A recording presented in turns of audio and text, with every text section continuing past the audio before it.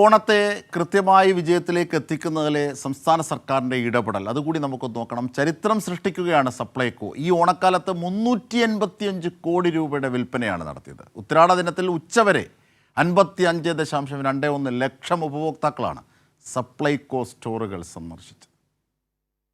ഈ ഓണക്കാലത്ത് സർവകാല റെക്കോർഡാണ് സപ്ലൈകോ സ്വന്തമാക്കിയത്. 385 കോടി രൂപയുടെ വിൽപ്പനയാണ് സപ്ലൈകോയിൽ നടന്നത്.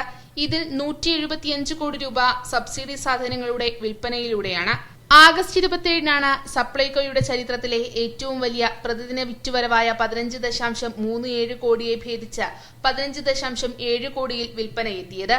ഓഗസ്റ്റ് 29-ന് വിൽപ്പന 17.91 കോടിയും ഓഗസ്റ്റ് 30-ന് 19.4 കോടിയും സെപ്റ്റംബർ 1-ന് 22.2 കോടിയും സെപ്റ്റംബർ 2-ന് 24.99 കോടിയും സെപ്റ്റംബർ 3-ന് 24.22 കോടിയും കടന്നു. അരിയുടെയും വെളിച്ചെണ്ണയുടെയും ലഭ്യത ഉറപ്പുവരുത്തിക്കൊണ്ട് വിലക്കയറ്റത്തിനുള്ള സാധ്യത ഫലപ്രദമായി തടയാൻ സപ്ലൈകോയ്ക്ക് കഴിഞ്ഞു.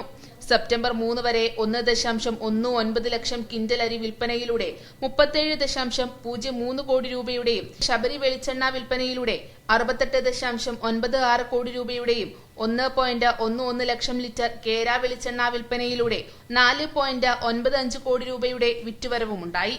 ജില്ലാ ഫെയറുകളിൽ 4.74 കോടി രൂപയുടെയും നിയോജക മണ്ഡല ഫെയറുകളിൽ 14.41 കോടി രൂപയുടെയും വിൽപ്പന നടന്നു. കൈരളി ന്യൂസ്, തിരുവനന്തപുരം.